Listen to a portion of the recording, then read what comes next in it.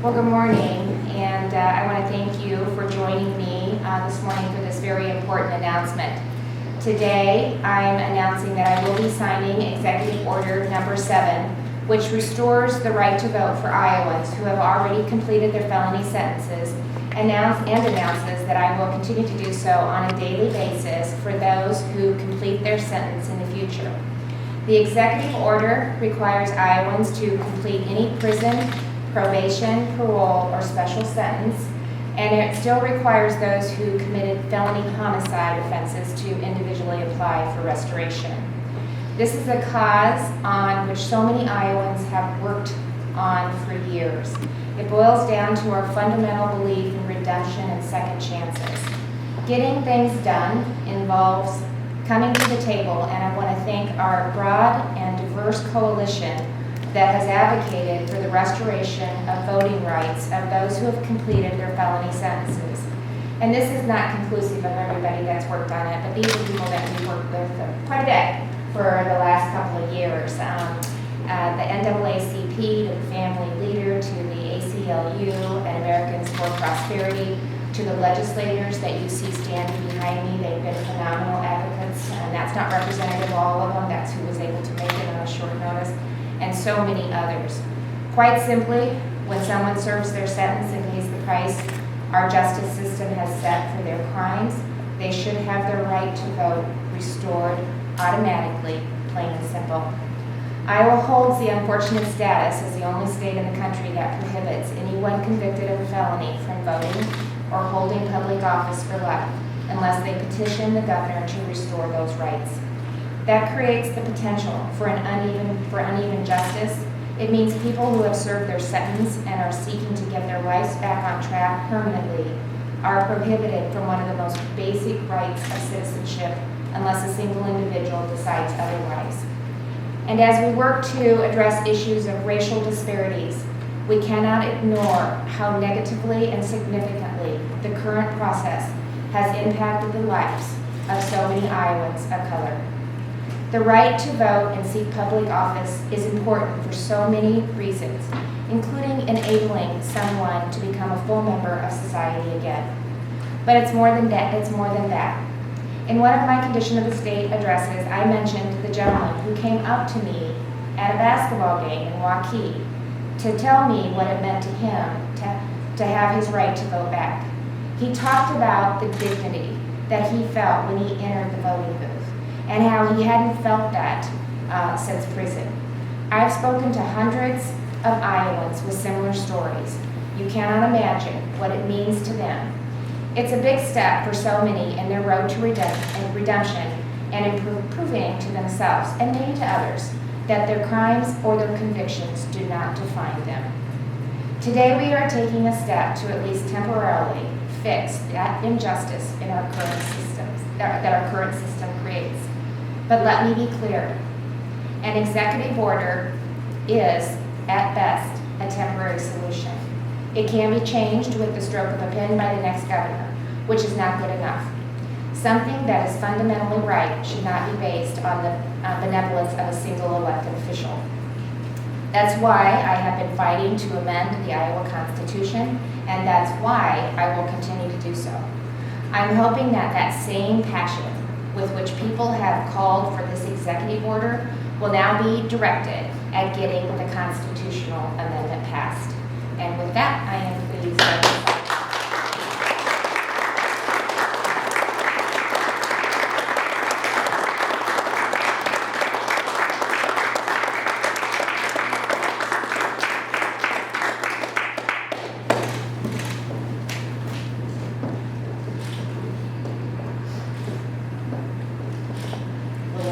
on this.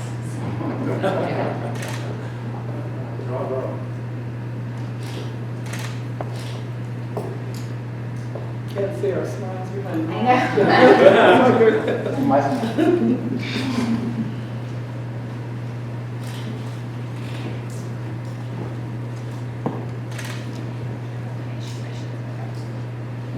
Okay.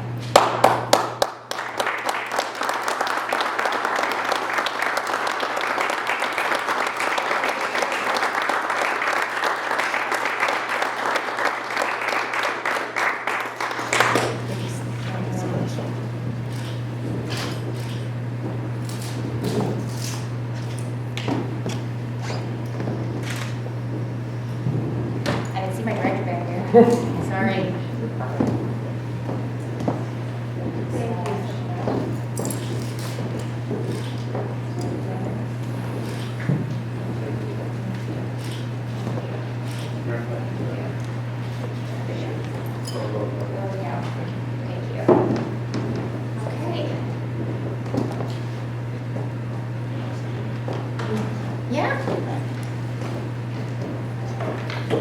I just want to, first of all, thank the governor for signing this, for putting it together. This is something that, as you see, I'm wearing the John Lewis t-shirt. This is something that is struggle.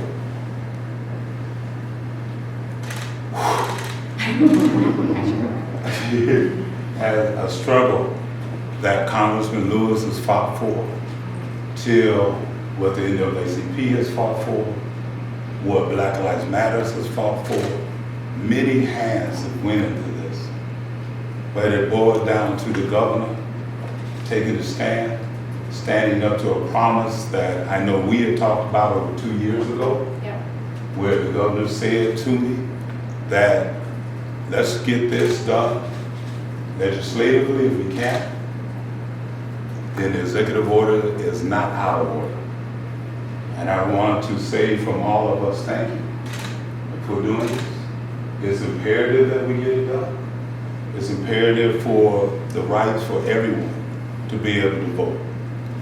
And this comes at a time where this is seriously a tribute to the legacy of Congressman Lewis. So thank you very much.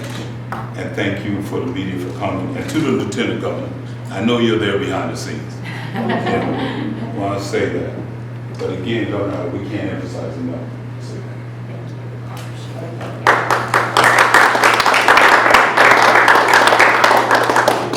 Well, the NAACP will issue a formal statement a little bit later. I did have remarks on my phone, but that's okay. I'll just wing it from here. But I want to take a moment also to thank the governor. This is a huge effort, and this is something, as you know, we have been working long and hard on. I know from the NAACP standpoint, we have been working since since Governor Branstad revoked Governor Vilsack's order. So to see this come to this culmination, we are pleased. We know that even before you became governor, you listened to us during our meetings with Governor Branstad. And as we have walked through this process and understanding that we are looking for a permanent fix, absolutely. But as we have walked through this process and anticipated that if that fix didn't come the way we wanted to see it happen earlier this year during the session, that we would be continuing to persist for this. And we do want to thank you for answering the call. This is extremely important. The right to vote is a fundamental act of citizenship. And as Representative Kale Abdul-Samad stated, John R. Lewis would be very proud today to see this happen, that the last state in our union would grant this right. It is hugely important. According to estimates from the Department of Corrections, there are about 4,700 people that are released from prison and from probation and parole each year. And so these Iowans would have the opportunity to register, save the 707 exception. So we are pleased to know that. So if you count back to Governor Branstad, we're into an estimate of 40,000 people that this supports today. So we're pleased with that. I know from the NAACP, I kind of mentioned that we were smiling behind the mask, but because this has been a work that is a long undertaking, and just, you know, as we walk through this process, I just have to say, yeehaw, we did this. And, you know, we understand that there's a lot more to do, but certainly this is a strong step in the right direction. We're looking for more. We will continue to persist. I know we have the governor's working group, the Focus Criminal Justice Working Group on criminal justice reform, so we're working on several measures there as well. And then also, even with the 707 exception, it allows for people leaving under that law to apply Yep. for, and so there's an application process there as well. So they're not completely excluded from the opportunity. So this is a good thing today. This is a good thing. It's time, and we appreciate it. So thank you, Governor, and thanks to all that were involved. Okay. Okay, yep. I just want to be real quick. Look what working together look like. Can we all clap for that? By building relationships and working together, we can get a lot of things done. So thank you, Kim. I appreciate you. You have been an unbelievable governor, and I love you for that. Thank you so much. Thank you.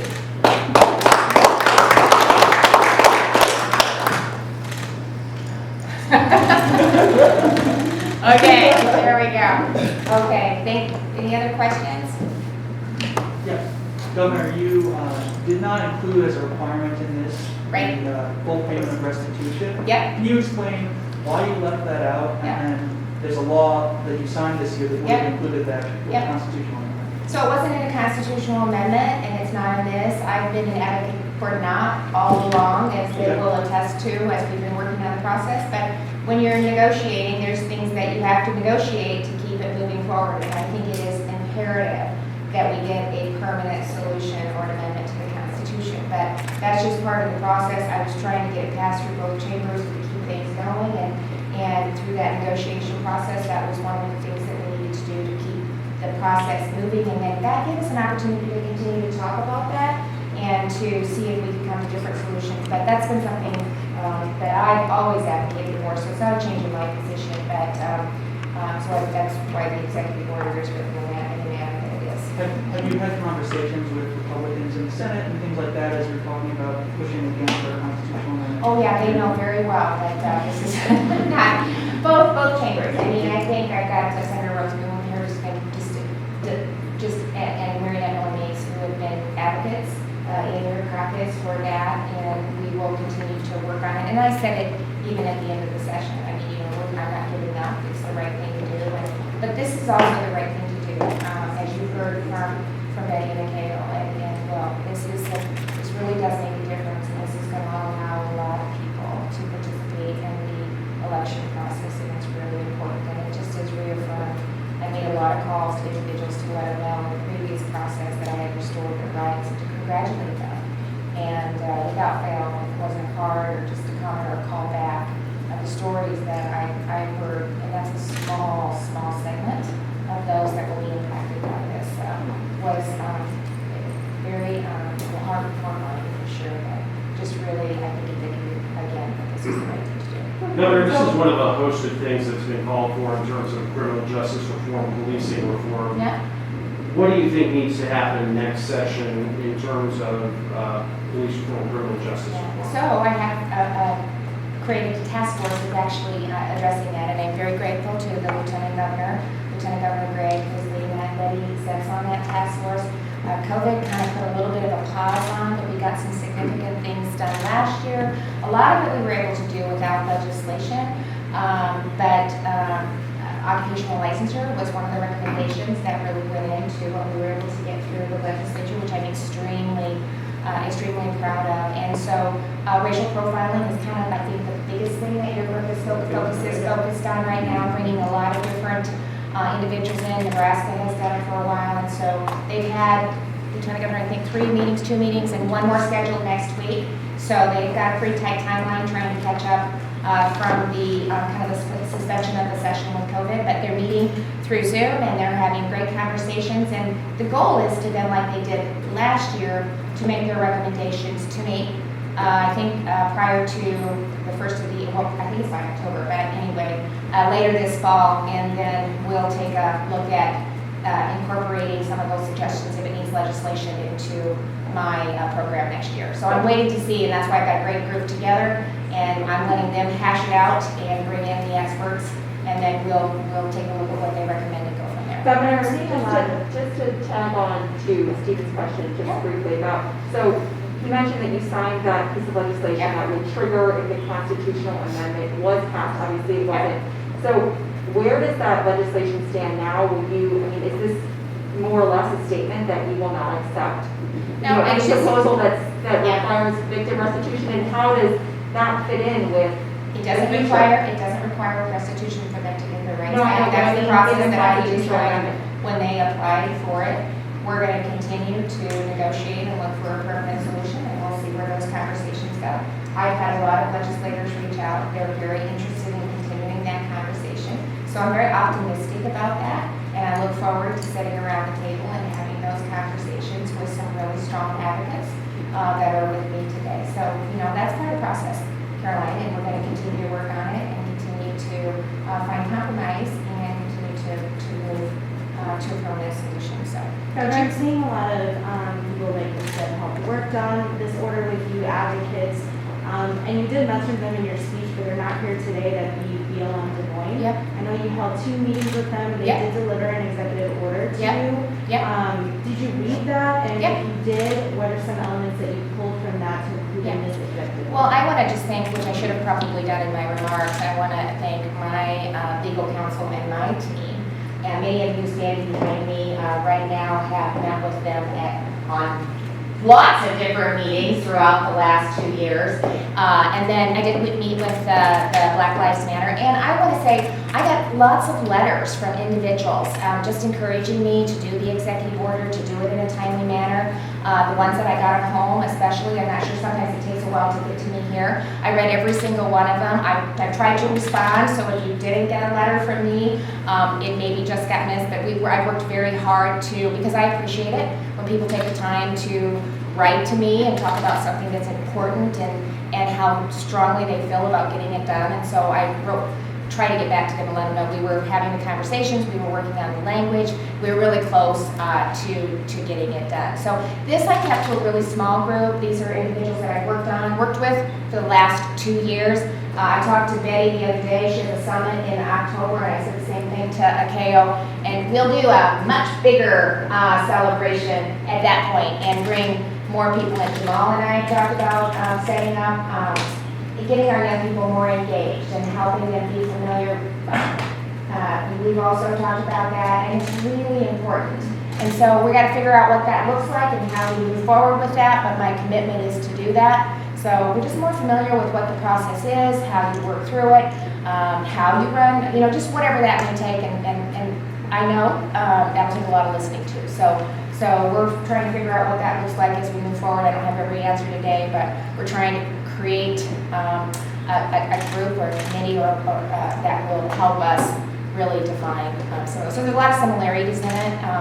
Not everybody got everything that they wanted, but again, that's part of the process. I think, one of the things that I heard loud and clear was that not having to, doesn't eliminate the obligation, but it's not a prerequisite in getting your right back. And so that was, I think, a consistent message that I heard loud and clear in this executive order, just that. We're going to go to 2 more questions. Lynn, Capital Dispatch, go ahead.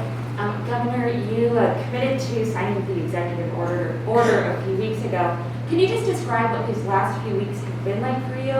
Have you had some difficult conversations with legislators? And how did you come to the point to finalize the executive order? Well, we've been working on it all along, and as I said, my legal team has had several meetings with several different groups to kind of just talk about where we're at, what it looked like, the direction that we were going in.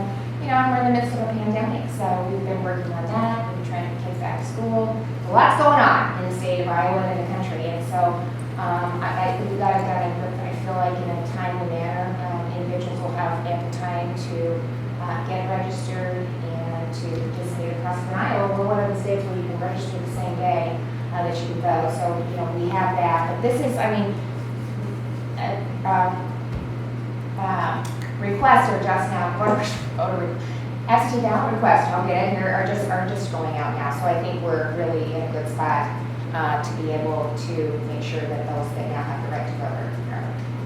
Last question, Channel 5. All right, hi. People convicted of murder are not able to get their rights restored under this executive order, so they can still apply to you for restoration. Can we get clarification on those that commit sexual assault and rape? Yeah. So So I'll have you just meet with the legal counsel afterwards and they'll walk through. I think that would be more succinct and would be clearer if they would be able to do that. But again, I think the point that we need to reiterate, while they're not included in the automatic, it's not a permanent no. That they have the opportunity to petition to meet like the old process. And who was I meeting with the other day that asked me to automate that? Oh, I don't know if he's here. Anyway, we're working on that too, so they don't, it's a fillable form, so they don't have to, Daniel, not have to print it out and submit it. So we're, hopefully there won't be as many because of the process, because of the executive order we just signed. But I'm always interested in automating the processes, and so we'll be working on that too. So again, I just want to say, everybody here, again, I think whoever said it, both of you, probably all of us would say it. We're just getting started, our work is far from done, but I really appreciate the work that all of you put into this to help us get this far, and look forward to continuing the conversations going forward. So